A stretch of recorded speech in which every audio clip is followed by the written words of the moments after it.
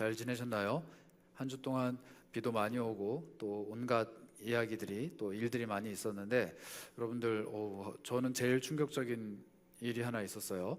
트럼프 대통령의 귀를 이렇게 빵꾸가 뚫려가지고 총알이 슝 이렇게 지나가는 일이 있었는데 적잖이 좀 충격이었습니다.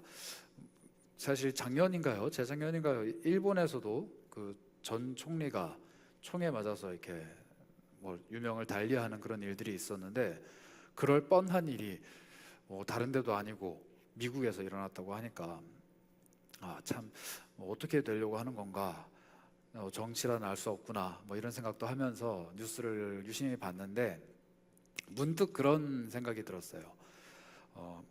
정치, 경제, 사회 뭐 이런 우리가 흔히 말하는 신문이나 뉴스에 나오는 이런 분야들이 단 한 번이라도 안정적인 적이 있었는가? 좀 더 쉽게 얘기하면은 한 번이라도 살만한 때가 있었는가 싶은 생각이 들더라고요. 여러분도 그런 생각 안 해보세요? TV 보면은 늘 경기는 안 좋다 그래요. 늘 정치는 혼란스럽다 그러고 늘 사회는 어둡다고 얘기하고 단 한 번도 요즘은 살기 좋은 때입니다. 우리는 지금 너무 살기 좋은 시대를 살아가고 있습니다. 우리가 지금 경기는 너무 호황이고 정치는 너무 안정적이고 국민을 위해서 모든 것들이 잘 갖추어진 나라입니다 라고 선전하는 시대를 살아본 적이 있는가입니다. 그런데 그렇게 하는 나라들이 있죠. 어디에 있나요? 공산주의 국가들.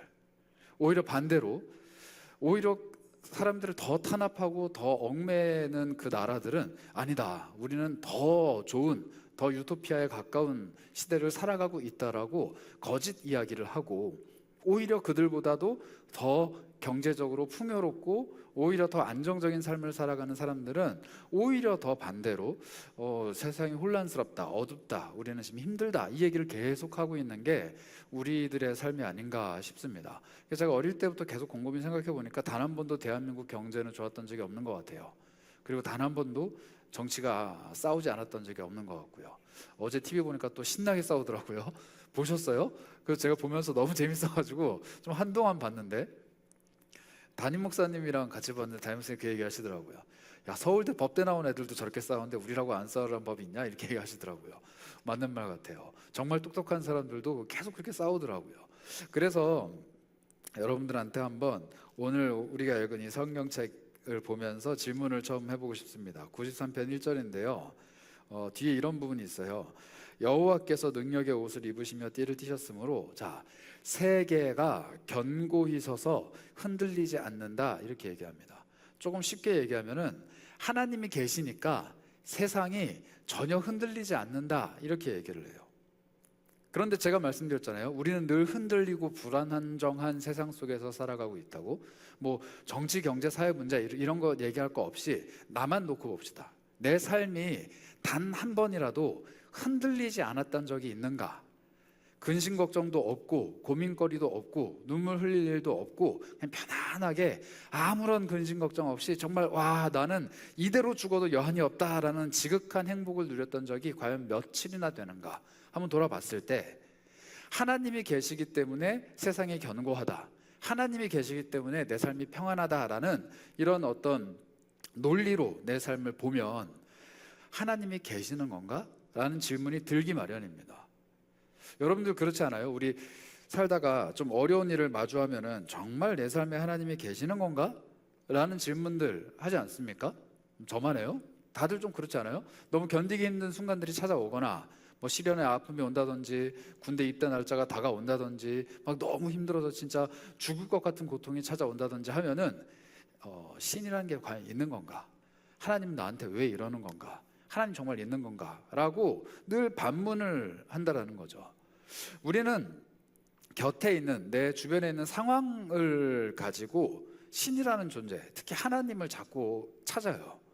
내 주변 혹은 내 삶이 혹은 나 자신이 이렇게 되면 혹은 저렇게 되면 하나님이 계신 건가 안 계신 건가 계속 이렇게 나를 중심으로 하나님을 찾아간다는 거죠. 그런데 이런 그리스도인들을 향해서 폴 워셔라는 유명한 목사님이 계신데 이분이 그렇게 얘기를 했어요. 제가 아주 인상 깊어갖고 좀 적어서 왔는데 요즘의 그리스도인들의 신앙 고백은 성경에 있는 것 같지 않다. 그리고 요즘의 그리스도인들의 신앙 고백은 자신의 믿음에 있는 것 같지 않다. 그들은 오히려 찬양의 작곡가들에게 자신의 신앙 고백을 두는 것 같다. 이렇게 얘기합니다. 이게 무슨 말이냐면은 찬송 부를 때 하나님 살아있는 것 같다는 거예요. 찬송 막 부를 때는 감격해가지고 눈물도 뚝뚝 흘리면서 기도하면서 막 하나님 살아계십니다. 이 땅은 하나님이 만드셨습니다. 하나님은 온 우주의 주관자이시고 내 삶을 이끌고 가시는 분이고 다 고백해요. 그래서 삶으로 딱 돌아가면은 아무것도 없는 거. 제가 몇 주 전에 말씀드렸던 거위 이야기 기억하시죠? 거위들이 뒤뚱거리면서 교회 들어와가지고 거위가 하는 이야기. 우리는 날 수 있습니다. 우리는 날아갈 수 있어요. 그러면은 깨깨거리면서 아멘 아멘 다 하고 어떻게 나간다고요? 뒤뚱거리면서 나간다고요. 한 번도 날아본 적이 없는 그 거위들이. 그런데 그리스도인들이 마치 찬양을 작곡한 작곡가들에게 자신의 신앙의 모든 걸 걸어버린다는 거예요. 여러분들 혹시 이런 질문을 스스로 한번 던져보시면 좀 정확하지 않을까 싶어요.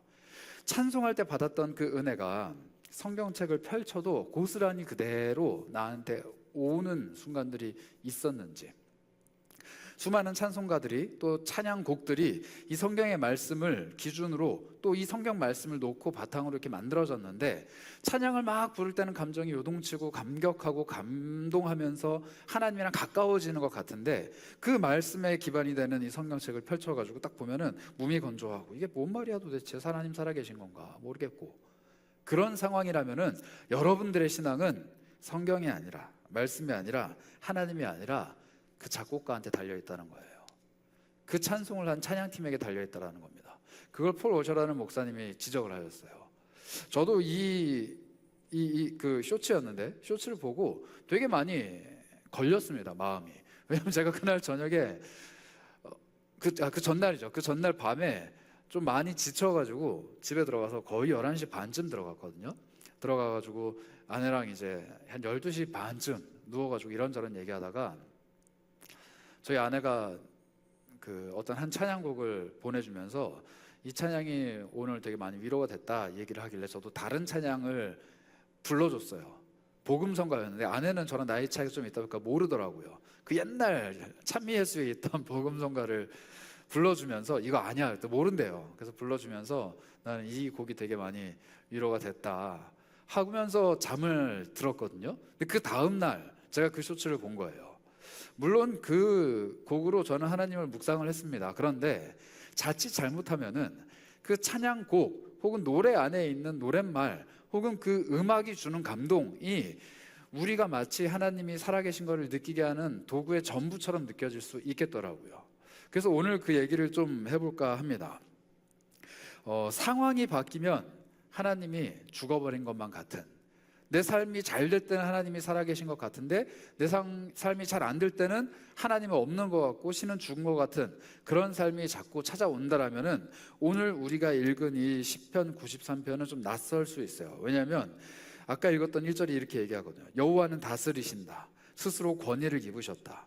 여호와는 능력의 옷을 입고 서 계시고 띠를 띠셨는데 여호와가 계시기 때문에 세계는 늘 견고하다 이렇게 얘기하기 때문에, 그러면은 내 삶은 견고하지 않으니까, 든든하지 않으니까, 안정적이지 않으니까 하나님이 안 계신 건가? 라는 이 순환 논리에 빠져버린다는 거죠. 그런데 이 세계를 잘 이해하는 게 사실 중요합니다. 이 세계는 내가 살아가고 있는 세계가 아니에요. 여호와가 능력의 옷을 입고 띠를 띠고 계시기 때문에 세계가 견고해집니다 라고 말하는 이 세계는 내가 살고 있는 세계가 아니라는 거예요. 엄밀히 말하면은 내가 살고 있는 세계가 아니라 내가 만들어 가야 되는 세계입니다. 다시 말씀드릴게요.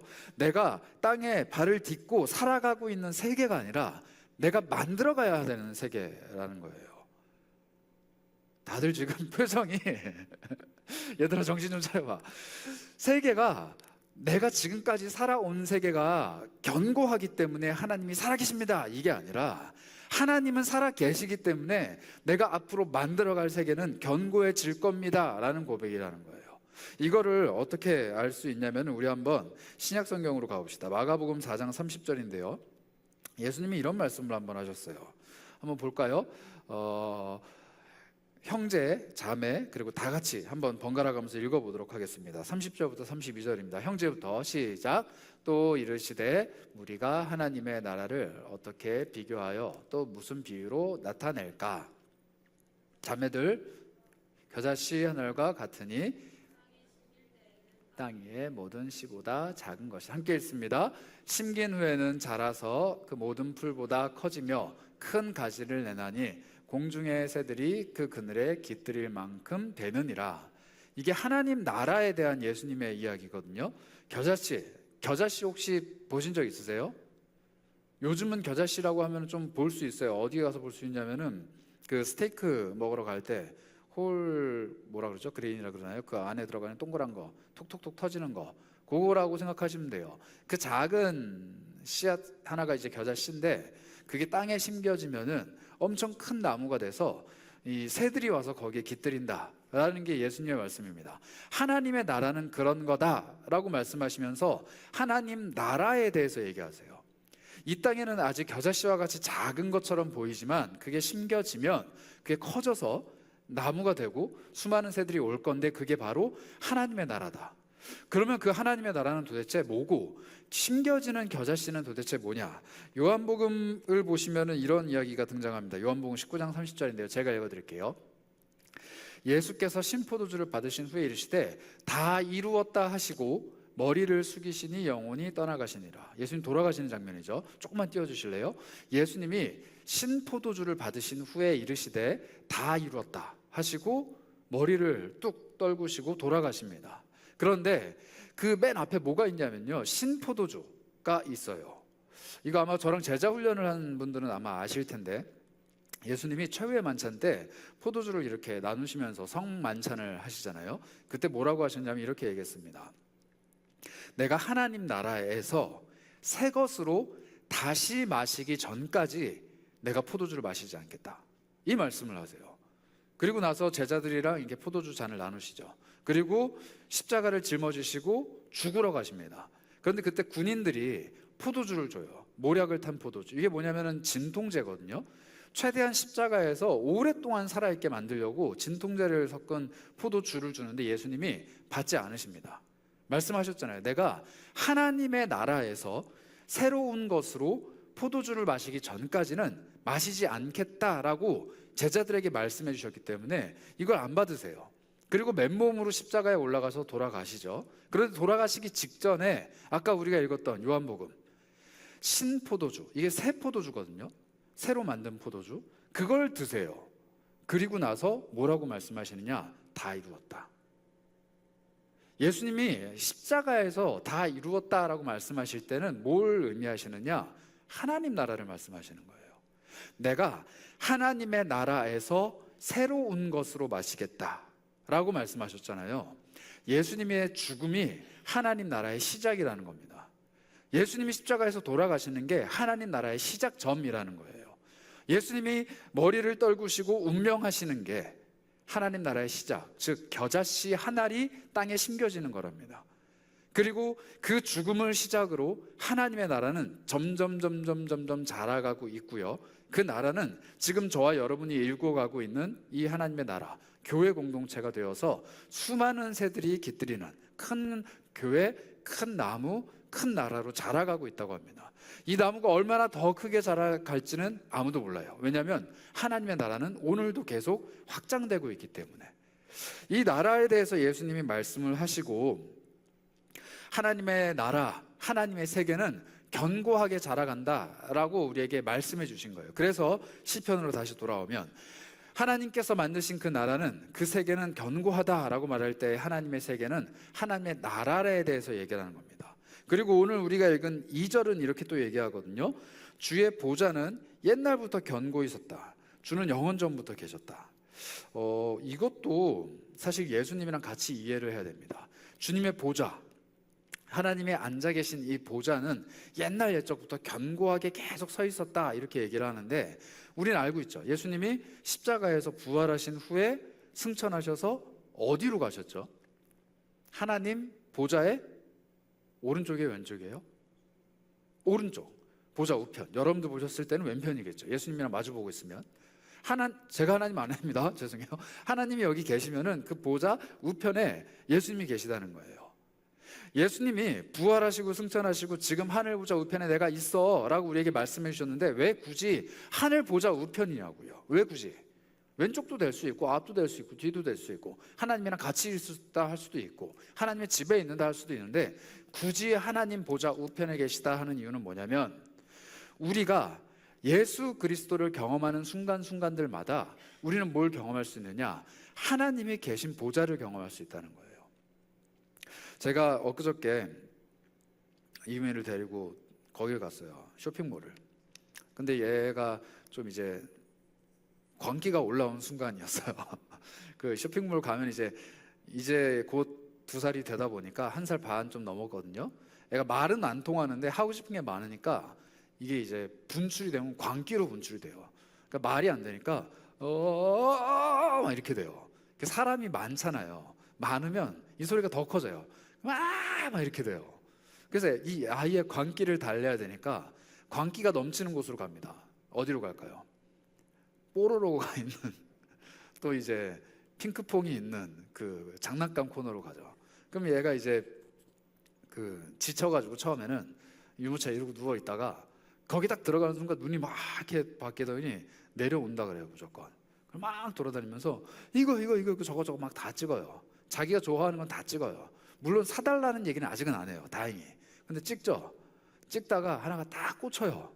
그러면 어떻게 하냐면은 자기가 갖겠다고 이렇게 눈치를 보면서 딱 잡습니다. 그런데 이거를 무작정 다 사줄 수는 없잖아요. 집에 이미 핑크퐁이랑 아기상어랑 뽀로로는 잔뜩 있거든요. 그리고 동종의 제품들이 있어요. 얘가 아기상어의 핸드폰을 잡았는데 사실 옛날에 비슷한 게 있었거든요. 근데 자기가 여기다 침을 하도 흘려가지고 얘가 물 먹어갖고 망가졌어요. 근데 또 사주면 어떡해요? 안 되잖아요. 그래가지고 고민스럽죠. 그럴 때는 이제 저희도 특단의 조치를 취합니다. 모른 척을 해요. 그냥 모른 척하고 안 들리는 척하고 그냥 이러고 있어요. 막 소리를 지르든 뭐라든 그냥 그렇구나, 야, 이리 와, 우린 갈게 하고 막 가요. 가면 얘가 쫓아올 거야, 안 쫓아올 거예요? 안 쫓아오죠. 영악해요. 안 쫓아와요. 그래서 저희가 막 갔어요. 저희 부부가 가고 있는데 거리가 꽤 됐어요. 저랑 여러분들 정도의 거리.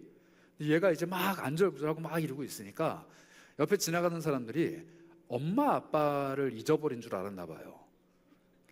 애가 막 이러고 있으니까. 그리고 엄마 아빠는 없고 막 저희는 이제 모른 척하고 있으니까. 그랬더니 어떤 아주머니가 지나가면서 너 아빠 어디 있어? 엄마 어디 있어? 이렇게 물어보는 거예요. 제가 거기서 힌트를 얻었어요. 예수님을 보는 사람은요 무조건 하나님을 봅니다. 왜요? 예수님의 아빠는 누구니까? 하나님이니까. 애가 있다는 거는요 엄마 아빠가 있다는 거예요. 똑같아요. 예수님이 있다는 건 하나님의 아버지가 계시다는 거예요. 그래서 우리 삶에 예수님이라는 존재가 탁 캐치가 되고 느껴지잖아요. 그러면은 하나님 아버지를 느끼는 것과 같다라는 거예요. 물론 예수님이 하나님이시니까 같은 거 뭐 이렇게 얘기할 수 있는데 예수님을 느끼는 순간 예수님이 이 땅에 오셔서 하셨던 일들이 체감이 되고 예수의 십자가가 내 삶에 들어오고 예수님이라는 존재가 정말로 내 마음을 스치고 지나가는 그 순간 하나님이라는 존재가 자연스럽게 내 속에 들어왔다 나간다라는 거예요. 길거리 지나가는 어린 아이를 보면은 그 아이 뒤에 있는 엄마 아빠가 보이듯이 우리 눈앞에 예수라는 존재가 딱 나타나는 순간 예수 뒤에 계시는 하나님이 보인다라는 거예요. 그래서 우리가 늘 기승전결이 뭐예요? 예수님. 이 기독교인들의 기승전결은 뭐예요? 예수님. 기승전결의 끝자락은 또 뭐가 있어요? 십자가. 예수님이 이 땅에 오셔서 보여주신 것은 십자가밖에 없어요. 물론 수많은 기적들을 보여주셨지만 아까 말씀드렸잖아요. 하나님 나라의 시작은 예수님이 펼쳐 보여주신 기적이 아닙니다. 오병이어의 기적, 죽은 사람을 살려낸 기적, 막 물 위를 걸어다닌 기적 이런 것들이 아니라 예수님이 하나님 나라의 시작으로 보여주신 기적은 딱 하나, 십자가에서 죽으신 거. 모든 사람이 다 죽을 수 있어요. 그런데 예수의 죽음이 기적인 이유, 그게 바로 하나님 나라의 문을 활짝 열었기 때문이에요. 그 죽음이 부활로 이어졌기 때문입니다. 그리고 그 죽음이 나에게 다가오는 순간 나는 하나님의 나라를 누릴 수가 있게 되는 겁니다. 그래서 예수를 경험하고 예수의 십자가를 경험하면 하나님이 보이게 되고 예수를 보는 순간 우리는 하나님의 보좌, 그 견고한 보좌를 보게 된다는 거예요. 하나님의 견고한 보좌가 내 삶 중심에 있다라는 거, 예수의 십자가가 내 삶 중심에 있다라는 거, 이게 그리스도인들의 가장 큰 정체성입니다. 그런데 오늘 우리가 읽은 시편에 보면요, 하나님이 그 정체성, 하나님의 모습을 어떻게 우리에게 보여주시냐면 1절에 이렇게 얘기를 해요. 옷을 입으신대요. 하나님이 권위를 입으시고 띠를 떼신다고 하는, 이게 허리띠거든요. 이렇게 왜 그 예수님 그린 초상화 보면은 예수님이 띠를 이렇게 매잖아요. 안 봤어요? 우리는 기독교니까 성상 같은 게 없으니까. 천주교 가면은 예수님 그려놓거든요. 보면은 예수님 흰 옷을 입고 빨간색이나 뭐 이런 파란색이나 이런 띠를 어깨 이쪽에서부터 이렇게 매요. 그런데 이게 사실은 이렇게 매는 건 아니고 삿바처럼 허리를 이렇게 두른 다음에 이렇게만 하면 이게 내려가잖아요. 그러니까 이걸 한 바퀴 이렇게 돌려가지고 이렇게 하고 여기서 이렇게 묶거든요. 그러니까 이렇게 되는 거죠. 안전벨트처럼. 이게 띠인데, 우리로 치면은 그 옷을 입고 띠를 안 하는 건 뭐냐면 바지를 입고 위에 옷을 안 입는 거랑 똑같아요. 여러분들 자매들은 죄송해요, 상상하면 안 돼요. 형제들 앉았는데 바지만 입고 위에 옷 다 벗고 있다고 생각하면 수치스럽잖아요. 똑같아요. 이스라엘 사람들도 바지만 입고 위에 옷을 안 입은 것 같은 수치스러움이 뭐냐? 띠를 안 하는 거예요. 이 띠의 색상이나 이 띠의 품질이 자신의 신분과 자신의 모든 것들을 상징을 하거든요. 그래서 이 띠는 무조건 해야 되는데 하나님이 띠를 하신대요. 옷도 입으시고 띠도 두르시는 거죠. 근데 이게 하나님 자체를 보여준다고 합니다. 여러분, 그리스도인들이 예수를 본다라고 할 때는요, 이거예요. 세상 사람들은 아무리 얘기를 해줘도 하나님이 뭔지 예수님이 뭔지 잘 몰라요. 아무리 얘기를 해줘도 볼 수가 없어요. 그런데 믿음이라는 것, 그리고 내 안에 성령님이라는 게 살아계신 그리스도인들은 뭘 볼 수 있느냐? 예수라는 존재를 통해서 하나님이 가지고 계신 하나님의 모습, 하나님의 형상을 볼 수가 있다는 거죠. 눈에 보이는 게 아니라 하나님이라는 존재를 어렴풋이나마 알게 된다는 거예요. 그리고 그 존재가 내 삶에 들어오는 것을 느끼게 된다는 거죠. 하나님이라는 게 그런 거예요.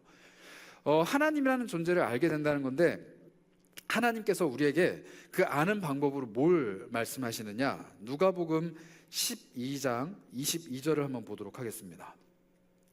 또 제자들에게 이르시되 그러므로 내가 너희에게 이르노니 목숨을 위하여 무엇을 먹을까? 몸을 위하여 무엇을 입을까? 염려하지 말아라. 이렇게 얘기하십니다.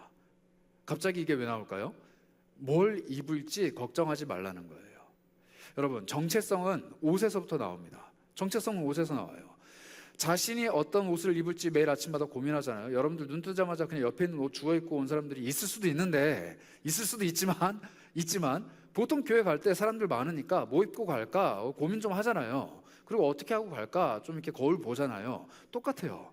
내가 오늘 뭐 입지? 하면서 생각을 하는데 그런 거 생각하지 말라는 거예요. 그러면은 예수님 말씀 쫓아서 교회 갈 때 몸을 위하여 무엇을 입을지 염려하지 말아라 라고 했으니까 염려 없이 그냥 아무거나 막 입고 오면 되겠네? 그 얘기가 아니에요. 그냥 뭐 반스만 입고 가면 되지. 아니에요. 그게 아니라 너네들이 옷을 입기 위해서 염려하는데 몸을 위해서 염려하지 말라는 거예요. 몸을 위해서. 이 앞에가 중요합니다. 옷이 중요한 게 아니라 몸을 위해서. 몸을 위해서 무엇을 입을지 염려하지 말아라.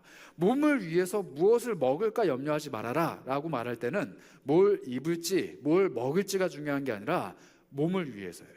이거에 반대가 있겠죠. 뭐냐면은 영혼이에요. 너의 영혼을 위해서 뭘 먹을래? 너의 영혼을 위해서 뭘 입을래? 의 이야기입니다.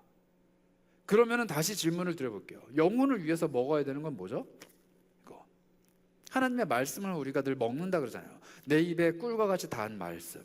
이 말씀을 막 보면서 먹는다라고 표현을 해요. 이거는 명확해요. 그런데 영혼을 위해서 입는 건 뭐예요? 여러분들 오늘 뭘 입으셨어요? 지금 말씀을 듣고 있으니까 영혼을 위해서 말씀을 먹는다 칩시다. 그러면 여러분들은 영혼을 위해서 뭘 입으시냐고요.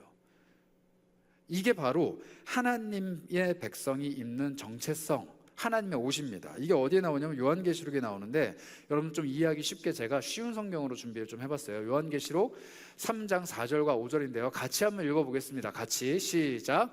그러나 죄악에 물들지 않고 깨끗하게 살아가는 자들이 몇 사람 남아있다. 그들은 흰옷을 입고 나와 함께 다닐 것이다. 그들은 그럴 만한 자격이 있다. 승리하는 자는 그들처럼 흰옷을 입을 것이며 나는 생명책에서 그의 이름을 지우지 않고 아버지와 천사들 앞에서 내게 속한 자라고 분명히 말할 것이다. 여러분, 집에 옷장을 딱 열었는데 바지는 다 청바지 하나, 저 오늘 이 좀 밝은색 청바지 입었는데 이걸로만 하나만 쫙 다 입고 위에는 흰색 티만 쫙 있다 칩시다. 그럼 뭘 입을지 고민해요? 다 똑같은데? 그냥 입는 거예요. 나에게 있는 옷이 그거 하나밖에 없다면. 지금 그 얘기를 하고 계시는 거예요. 3절을 다시 한번 띄워주시겠어요? 4절인가요? 4절을 한번 다시 띄워주시겠어요? 죄악에 물들지 않고, 그러니까 세상에 물들지 않고 깨끗하게 살아가는 사람들, 하나님 나라의 정체성을 가지고 살아가는 사람들에게는 내가 흰 옷을 준비해 줄 거다라고 말씀하시는 거예요. 그래서 예수님이 아까 말씀하셨잖아요. 영혼을 위해서 무엇을 입을지를 염려해라. 이 말은 뭐냐면 너희 영혼을 위해서 내가 준비한 흰옷, 너희가 정말로 죄악에 물들지 않고 세상 속에서 내 가치관과 정체성으로 잘 살아가고 있는지를 점검하면 내가 너네들의 정체성에 알맞는 옷을 줄게 라고 약속을 해주시는 거예요. 너네 아침마다 무슨 옷을 입을지 걱정하는 것처럼 너네들이 어떻게 살아갈지를 걱정하고 정말로 죄악에 물들지 않고 세상 속에서 잘 살아가면은 내가 너네들에게 새로운 옷을 지어 입혀줄게. 그 약속을 하시는 겁니다. 그리고 나서 누가복음에 보면은 예수님이 이런 말씀을 또 하세요. 12장 35절인데요. 제자들에게 하신 말씀입니다. 허리에 띠를 띠고 등불을 켜고 서 있어라. 이렇게 얘기합니다. 갑자기 무슨 말이냐? 저희 아까 읽었던 너네 몸을 위해서 무슨 옷을 입을까 염려하지 말라 이 얘기가 12장 22절이거든요. 무슨 옷을 입을지는 염려하지 말라 그랬어요. 그런데 뭐라고 말씀하시냐면 허리띠는 준비해라 이렇게 얘기하십니다. 바지는 뭐 입을지 걱정하지 마. 그런데 상의는 준비해. 이런 거랑 비슷한 거예요. 너네 무슨 옷을 입을지는 걱정하지 마. 그런데 띠는 준비해. 이렇게 얘기하시는 거예요. 왜 이 띠를 준비하라고 할까요? 이 띠가 뭐냐면요, 하나님께서 우리를 인도해 가시는 방식이기 때문이에요. 하나님이 우리를 끌고 가시는 방식. 뭐냐면요, 이거예요. 씨름할 때 삿바 이렇게 잡아당기면 사람이 끌려오죠. 그렇죠? 저 고등학교 다닐 때 선생님들이 자주 그랬는데 막 혼낼 때 교복 입고선 이렇게 뒷짐지고 서 있으라고 한 다음에 벨트 잡고 막 흔들어요. 이렇게. 왜 숙제 안 해왔어? 막 이러면서 남자 선생님들이 막 이렇게 되죠. 그래서 제가 군대 가서 똑같이 했어요. 애들한테. 애들이 또 막 이렇게 해야 돼요. 이 띠라는 게 그래요. 몸을 묶고 있기 때문에 딱 잡고 흔들잖아요. 그럼 이 흔드는 사람의 의지대로 그 사람의 몸이 막 흔들립니다. 이게 어디에 나와 있냐면요, 요한복음 21장에 나와 있습니다.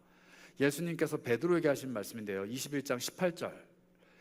내가 진실로 진실로 너에게 말하는데 너 젊어서는 스스로 띠를 띠고 원하는 곳으로 막 다녔지만 늙어서는 너가 팔을 벌릴 거다. 남이 너한테 띠를 띄우고 원하지 않는 곳으로 데려갈 거다 라고 베드로에게 말씀했어요. 이거 뭐냐면 베드로가 어떻게 죽을 건지에 대해서 얘기를 하신 건데, 베드로도 예수님처럼 십자가에서 죽습니다. 팔을 벌린다는 건 십자가라는 의미인데, 예수님이 그냥 너 십자가에서 죽을 거야 라고 말씀하시면 되는데 굳이 뭐라고 말씀하셨냐면은 너 팔을 벌릴 건데 다른 사람이 너한테 와서 띠를 띄우고 잡고 끌고 갈 거야. 너 원하지 않는 곳으로 데리고 갈 거야 라고 말씀하셨어요. 그런데 우리가 오해하면 안 되는 게, 이 다른 사람이 너가 원치 않는 곳으로 데리고 간다라고 했을 때 이 데리고 가는 사람이 나쁜 사람일까요? 착한 사람일까요? 베드로를 죽게 만든 사람, 베드로를 이 십자가에서 순교하게 만든 사람, 나쁜 사람이라고 생각하시는 분? 그래요? 좋은 사람이라고 생각하시는 분? 지금 무슨 질문인지 잘 모르겠는 사람. 베드로가 결국엔 순교당한다고요. 베드로가 자기가 죽고 싶은 사람이 어디 있겠어요. 그런데 순교를 당해요. 예수를 믿는다는 이유 하나만으로 죽거든요. 십자가에서 죽는데 그 죽음에 이르게 만든 장본인은 얼핏 보면 나쁜 사람이죠. 나쁜 사람이에요. 그런데 예수님이 그렇게 죽는다라고 말을 했기 때문에 베드로의 인생에 그 사람은요, 자신의 삶에 하나님의 말씀이 이루어지게끔 도와준 은인이에요. 로마 군인들이 끌고 가거든요. 그리고 베드로 십자가에 매달아서 죽여버려요. 그런데 베드로가 나는 예수님처럼 죽을 수 없습니다 하고 십자가에 거꾸로 매달려 죽습니다. 이렇게 완전히 뒤집혀서. 그래서 머리부터 밑으로 내려가서 죽어요. 그런데 그렇게 띠를 띄우고 십자가에 매달아버린 그 로마 군인들한테 베드로가 너네 이 나쁜 새끼들 하면서 막 뭐라고 하는 게 아니라 감사하다 감사하다. 내 삶을 향한 예수 그리스도의 그 예언이 너희를 통해 이루어지는구나. 감사하다 감사하다. 이렇게 얘기를 한다고요. 나쁜 사람이지만 좋은 사람인 경우, 나쁜 상황이지만 좋은 경우가 이런 겁니다. 띠를 띠고 있는 사람에게는 이 일이 벌어져요. 옷을 입고 그냥 가만히 있는 사람은요, 어떤 상황들이 막 바뀌어도 잘 몰라요. 그런데 하나님의 띠를 띠고 있는 사람들은 하나님 오셔서 딱 잡고 끌고 가십니다. 여기로 저기로 이곳으로 저곳으로. 하나님의 인도하심은 이런 거예요. 그런데 나는 그걸 잘 몰라요. 나는 여기 가고 싶은 하나님이 나를 탁 하고 탁 채가요. 그럼 이쪽으로 쿡 끌려가죠. 나는 여기 있는 줄 알았는데 갑자기 또 채가요. 여기로 훅 끌려가죠. 이 끌려가는 것들이 썩 기분 좋진 않아요. 혹은 또 내가 가고 싶은 곳으로 가지 못할 때도 있어요. 그런데 가면은 좋다는 거예요. 저희가 또 이제 애기 얘기를 해야 되는데, 아까 그 이미가 막 이렇게 해갖고 엄마 아빠 있냐고 물어봤다 그랬잖아요. 그래서 제가 어떻게 했냐면 가서 아빠인 척 해야 되잖아요. 이제 가갖고 이제 애를 딱 들어 안습니다. 안아가지고 끌고 오죠. 그러면은 여러분 길 가다가 아기가 엄마 아빠 품에 안겨 있을 때 딱 두 가지밖에 없어요. 그러니까 이게 아기라고 치면은 아기 앞면이 엄마 아빠의 앞면과 이렇게 딱 만나고 이렇게 안고 있잖아요. 그럼 애가 평안한 상태예요. 근데 아기의 앞면이 뒤집어져 가지고 이렇게 들려 있잖아요. 애가 막. 그럼 얘는 지금 짜증이 난 상태예요. 그 강아지들도 그러잖아요. 주인 품에 이렇게 안겨 있으면 기분이 좋은 거고, 뒤집어져 갖고 이렇게 있으면 주인이 지금 끌고 가는 거예요. 얘 가기 싫어 가지고. 애도 똑같거든요. 이렇게 뒤집어 갖고 끌고 가고 있는데, 끌고 가면 얘 막 소리 지르죠. 짜증내고 막 하는데, 끌고 가서 어디를 가냐면은 내가 얘한테 사주고 싶은 장난감 앞에 내려놓는 거예요. 야 이거 봐. 그럼 얘 눈이 완전 뒤집혀요. 너무 좋아서 막 와 신나고 막 아빠 최고라고 막 이렇게 막 소리를 막 지릅니다. 소리 질러요. 그럼 그거 사서 주는 거예요. 그리고 데리고 가요. 끌려가는 동안에는 띠 띄우고 원치 않는 곳으로 끌려가는 거예요.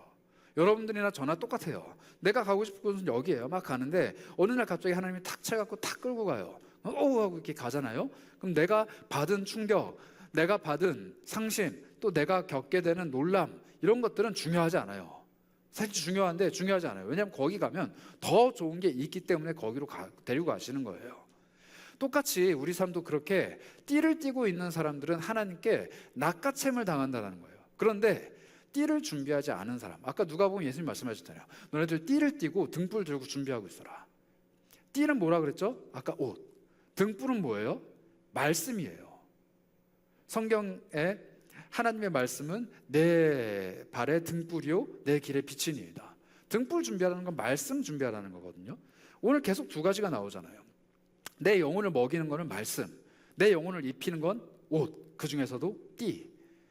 이 말씀과 띠가 나에게 있는가가 되게 중요하다는 거죠. 말씀은 뭐 읽으면 되겠지만 이 말씀이 내 삶으로 들어와서 하나님께서 나를 움직여 가시는 띠가 되어야 됩니다. 이게 바로 나에게 필요한 하나님의 인도하심이에요. 그래서 결론적으로 말씀드리자면 여러분들께 그걸 좀 권면드리고 싶어요. 이 말씀이 나를 끌고 가는 견인고리가 될 수 있도록 늘 이 말씀에 나를 얽매어 보세요. 이 말씀을 가지고 내 삶을 올가매 보세요. 이 말씀이 내 삶의 끈이 되기 시작하면 하나님이 그 말씀을 걸고 그 말씀을 고리로 삼아서 내 삶을 하나님 원하시는 곳으로 끌고 가실 겁니다. 저희가 이번에 오늘 이제 오후에 되면은 통영으로 이제 출발을 해요. 통영 워십 트립인데 제가 워십 트립 책자 지금 가신 분들 다 나눠들었는데 아마 당황스러울 거예요. 워십 트립인데 책자 열잖아요. 그럼 악보나 뭐 이런 게 하나도 없습니다. 저희가 작곡을 하러 가는 건데 작곡이 하나도 없어요. 곡에 대한 게 하나도 없어요. 말씀만 있습니다. 왜냐하면 말씀을 묵상한 걸 가지고 곡을 만들기 때문이에요.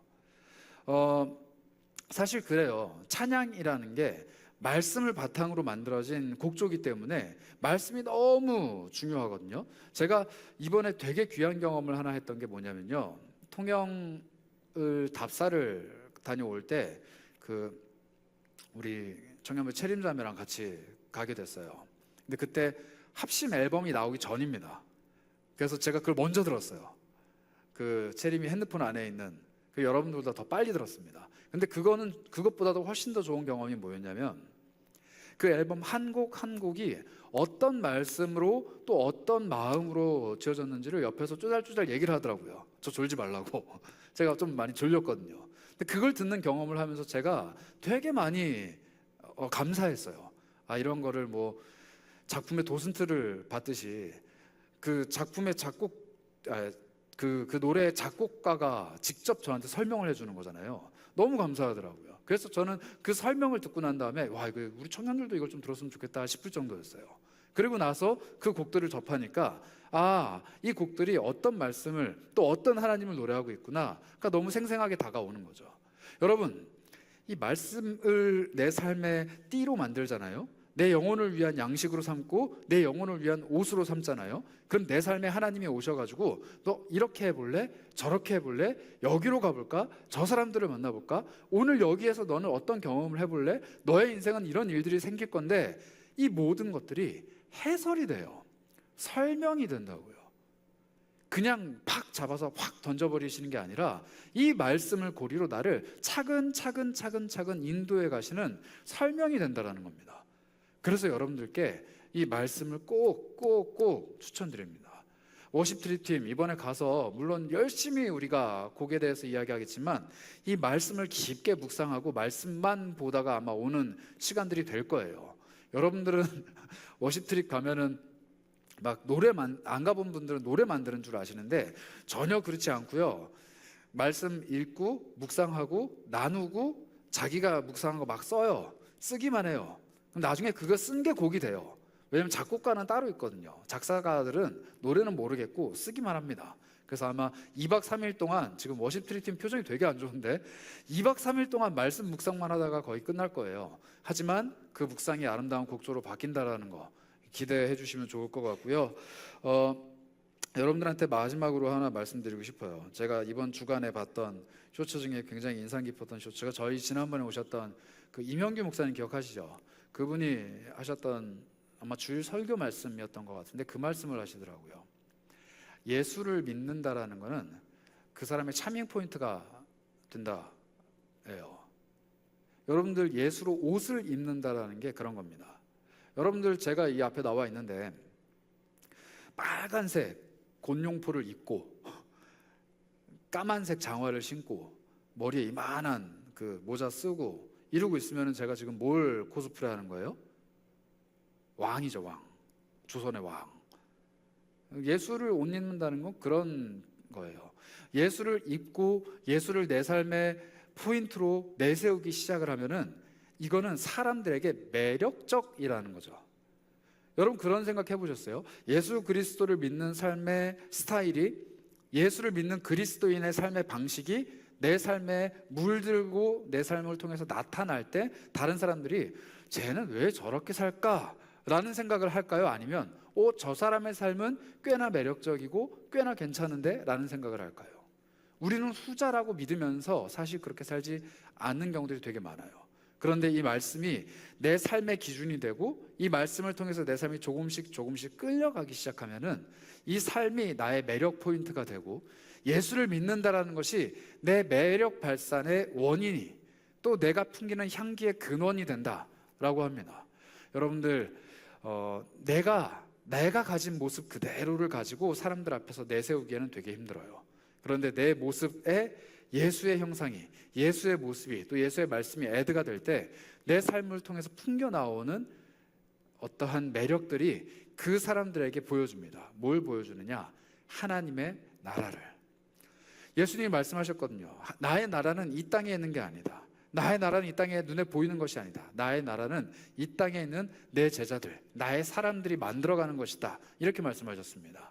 여러분들과 제가 만들어갈 하나님의 나라는 그런 거예요. 이 땅에서 사람들에게 보여주는 우리의 모습, 그리고 우리가 풍기는 향기, 우리가 가지고 있는 수많은 매력의 포인트들, 그리고 그것의 근원이 다른 그 어떤 것이 아니라 바로 이 말씀, 이것 하나가 내 삶의 기준이 되고 내 삶의 매력이 될 때 하나님 나라가 나를 통해서 조금씩 확장이 된다라고 말할 수 있을 겁니다. 그래서 여러분들께 마지막으로 권면드려요.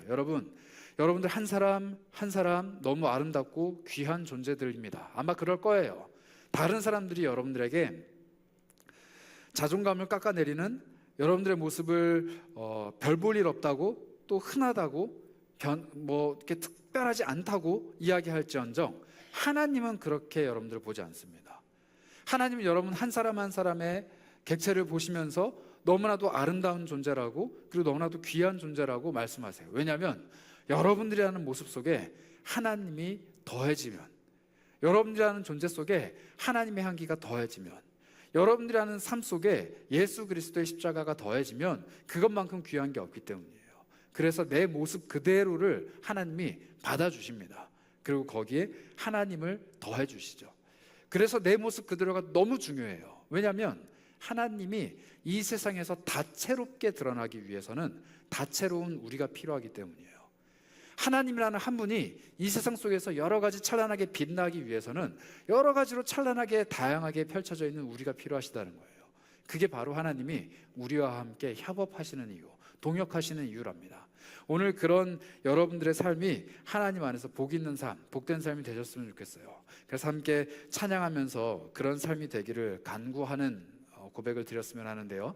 이 찬양의 고백은 이런 고백입니다. 한번 가사를 좀 띄워주시죠. 내 모습 이대로 사랑하시네, 연약함 그대로 사랑하시네, 나의 모든 발걸음 주가 아시나니 날 인도하소서. 우리 다시 한번 보여주시겠어요? 내 모습 이대로를 사랑하신답니다. 연약해도 사랑하신답니다. 그런데 사랑하시기 때문에 나를 이끌고 가신대요. 끌고 가신대요. 내가 뛰고 있는 이 띠를 잡고 하나님이 원하시는 대로 내 발걸음을 끌고 가신답니다. 그 삶을 이 찬양은 이렇게 표현해요. 주의 날개 아래 거하는 것, 주의 임재 안에 거하는 것. 다음이요, 나의 가장 큰 소망, 가장 큰 은혜는 뭐요? 주님과 함께 동행하는 것.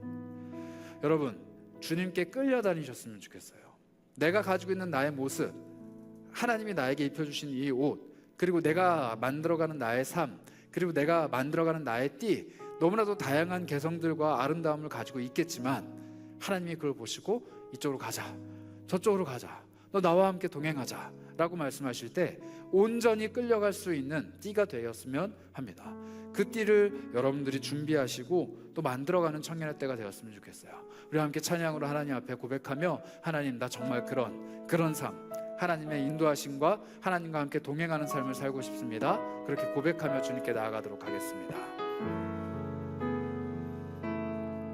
고백합시다. 내 모습 이대로, 내 모습 이대로 사랑하시네, 연약함 그대로 사랑하시네, 나의 모든 발걸음 주가 하시나니 날 인도하소서, 날 인도하소서. 내 모습 이대로, 내 모습 이대로 사랑하시네, 연약함 그대로 사랑하시네, 나의 모든 발걸음 주가 하시나니 날 인도하소서, 날 인도하소서. 주의 날개 아래 거하는 것, 주의 날개 아래 거하는 것, 주의 임재 안에 거하는 것, 나의 가장 큰 소망, 나의 가장 큰 은혜, 주와 함께 동행하는 일, 주의 날개 아래 거하는 것, 주의 날개 아래 거하는 것, 주의 임재 안에 거하는 것, 나의 가장 큰 소망, 나의 가장 큰 은혜, 주와 함께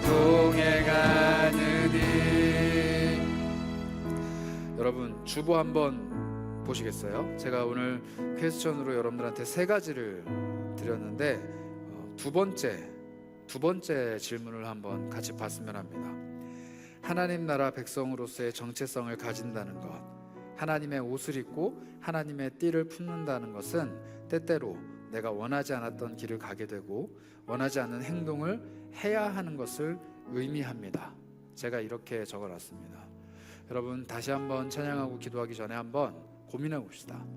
나 하나님의 자녀라고 또 하나님을 믿는 사람으로 예수 그리스도의 제자로 살아가면서 이 세상에서 정말 신앙 때문에, 믿음 때문에 원치 않는 곳으로 끌려가 본 적이 있는지, 내가 띠고 있는 이 신앙인이라는 정체성이, 예수 그리스도라는 띠가 하나님께서 딱 잡고 여기로 와 라고 해서 끌려가 본 적이 있는지, 만약에 이게 없다면요, 어쩌면 슬픈 그리스도인일 수 있습니다. 무신론자와 다를 바 없는 그리스도인일 수 있어요. 한 번도 하나님이 인도해 보신 것을 경험해 본 적이 없는 사람, 한 번도 내 뜻과 다른 길로 걸어가 본 적이 없는 사람, 한 번도 신앙 때문에 고민해 본 적이 없는 사람은 어쩌면 이 띠가 없는 사람일 수도 있어요. 예수님이 말씀하신, 너 영혼을 위해 무엇을 입을까, 영혼을 위해 무엇을 먹을까 고민해라. 너의 먹을 이 양식 말씀을 보고 너의 입을 그 옷, 띠를 준비해서 내가 말씀을 가지고 너 이리 해, 너 이렇게 해, 저렇게 해, 여기로 가, 저기로 가, 너 이렇게 했으면 좋겠어 라고 말을 할 건데 아직도 그걸 못 듣고 있구나, 나에게 끌려오지 않고 있구나, 너 어떻게 할래? 라고 우리에게 질문하고 계실 수도 있다는 겁니다. 다시 한번 우리 고민하며 찬양했으면 좋겠어요. 정말로 나는 주님의 인도하심, 주님의 동행하심, 주님의 끌고 가심을 경험해 본 적이 있는가? 그걸 갈망하고 있는가?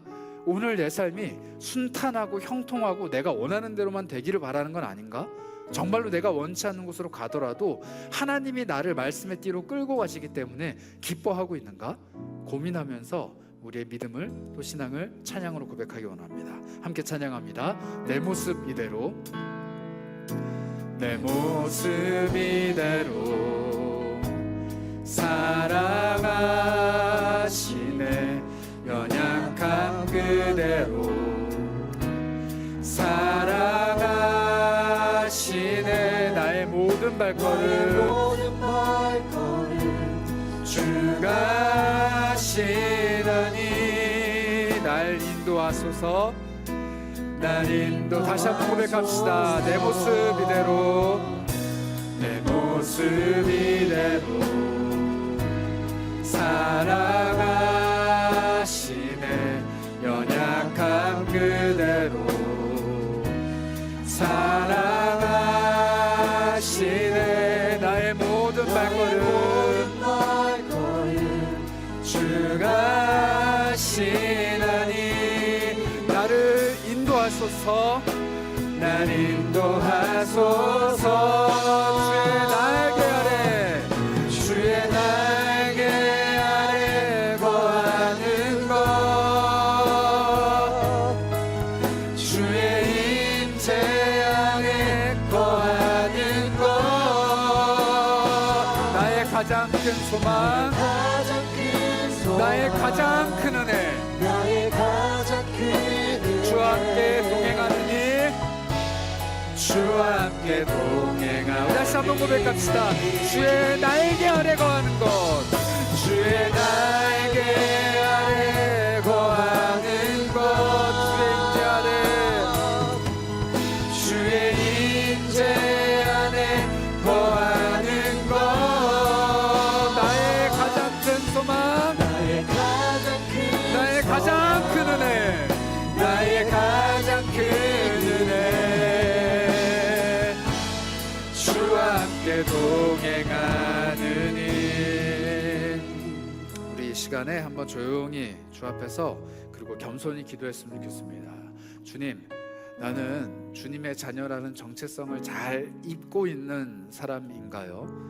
나는 주님께서 만들어주신 하나님의 자녀, 하나님의 백성, 하나님의 제자라는 이 띠를 잘 두르고 있는 사람인가요?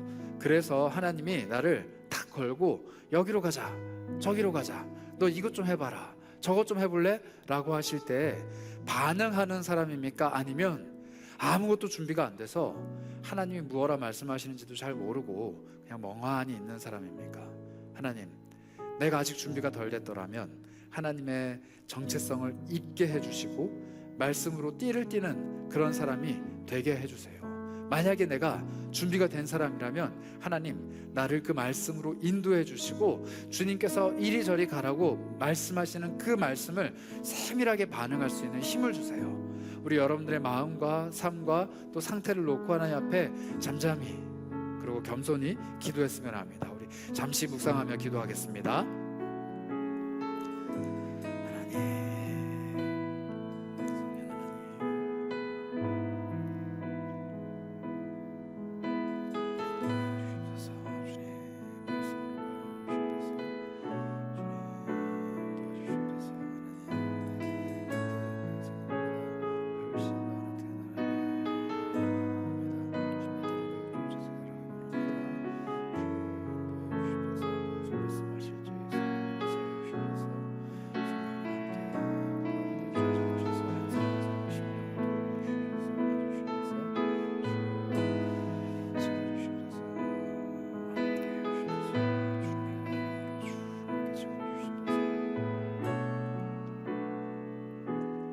다시 한번 기도하실 때는 이렇게 기도했으면 좋습니다.